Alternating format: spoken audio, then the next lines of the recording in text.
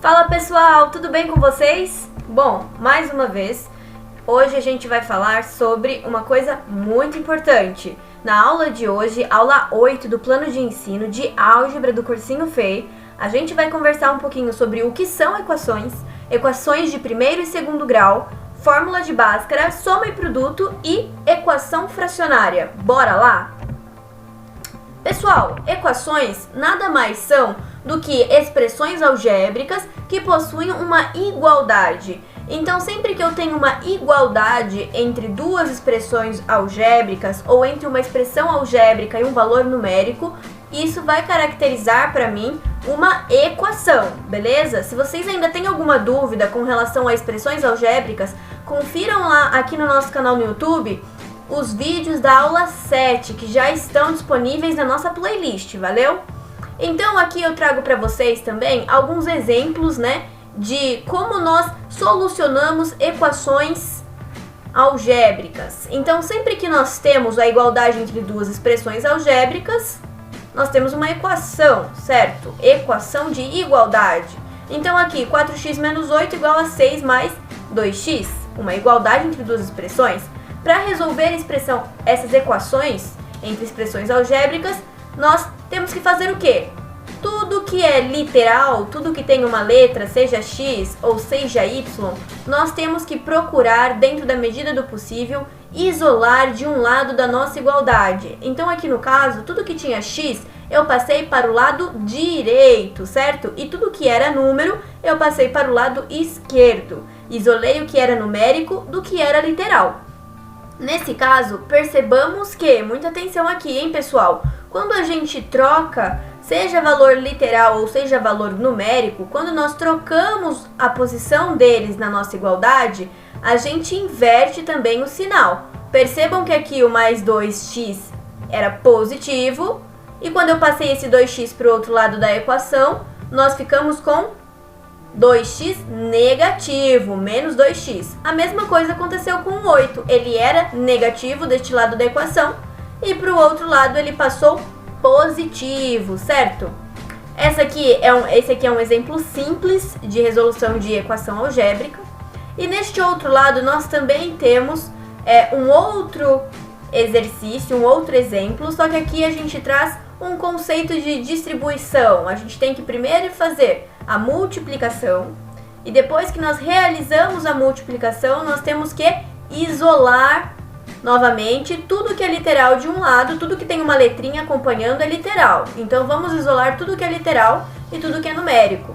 Neste caso, nós percebemos, depois de realizar a multiplicação do que estava entre parênteses pelo y, que não temos nenhum valor numérico que não tenha y. Então, no caso, quando nós isolamos o que é numérico e o que é y, aqui fica com o valor zero, já que nós não temos nenhum valor numérico independente de y, certo, pessoal? Neste caso, resolvendo a nossa equaçãozinha e tentando simplificá-la ao máximo, podemos deixar ela em função de y. No caso, 12y² menos 24y pode ser escrito como 12y vezes y menos 2. Peço para vocês que pausem esse vídeo e deem uma olhada com muita atenção no qual foi o passo a passo, a resolução e como foi agrupado todos esses valores, como eles foram agrupados, beleza, pessoal? Então, aqui o que a gente conclui? Que 12 vezes y menos 2 é igual a zero. Quais são as únicas condições em que nós temos o produto de dois valores sendo igual a zero? Quando um dos fatores deste produto é zero. Só quando eu multiplico zero por alguma outra coisa ou zero por zero que eu obtenho o valor dessa multiplicação igual a zero. Então, para que 12y vezes y menos 2 seja igual a zero, um desses valores, seja 12y ou seja y menos 2, tem que ser necessariamente igual a zero. Neste caso, o que a gente conclui? Que ou y é igual a zero ou y é igual a 2, para que esta equação seja verdadeira. Então, o que é a solução de uma equação? A solução de uma equação são os valores numéricos que, quando a gente substituir na letrinha x ou y ou z, esses valores conseguem satisfazer a nossa igualdade. Valeu, pessoal? Igual aqui neste caso, se nós substituirmos x por 7, tanto aqui no 4x quanto no 2x, nós vamos perceber que nós vamos ter o mesmo valor, seja deste lado quanto deste lado. E isso tem que acontecer para que este valor de x seja a solução da nossa equação. Tem que satisfazer verdadeiramente a equação. Nós podemos caracterizar também uma equação dependendo do grau desta equação. O grau é o maior expoente presente na equação e indica também para a gente quantas soluções nós vamos conseguir obter para essa equação. Percebam aqui que para o primeiro exemplo nós obtivemos uma solução possível. Já para o segundo, nós obtivemos duas soluções possíveis. Por que isso, hein? Porque essas equações têm graus diferentes. Por exemplo, uma equação de primeiro grau é uma equação onde o maior expoente que acompanha x é 1. X elevado a 1 é igual a x. Então aqui, qual que é o maior expoente? 1. Então é uma equação de primeiro grau. Como é uma equação de primeiro grau, eu sei que apenas um valor numérico, quando eu substituir em x, vai satisfazer a nossa equação. Então nós teremos apenas uma solução. Já quando nós temos uma expressão do seguinte tipo, 12y² menos 24y igual a 0, percebamos qual que é o maior expoente nessa equação. O maior expoente que está acompanhando o y é o 2, certo? 2 é maior que 1. Então, nós podemos caracterizar esta equação como sendo uma equação de segundo grau. Valeu, pessoal? No caso, nós vamos ter duas soluções possíveis.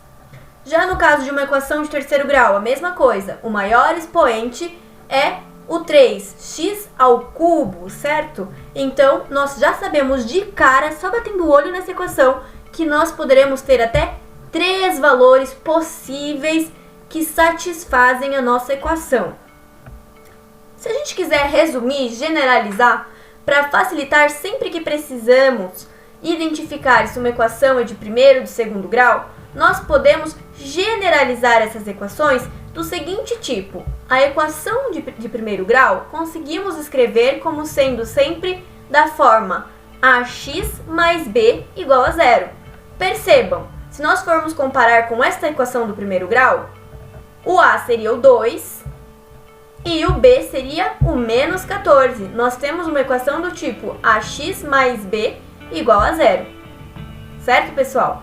Para caracterizar uma equação de segundo grau, já por outro lado, nós temos ax² mais bx mais c igual a 0. É uma equação genérica de segundo grau, em que os coeficientes a, b e c podem variar.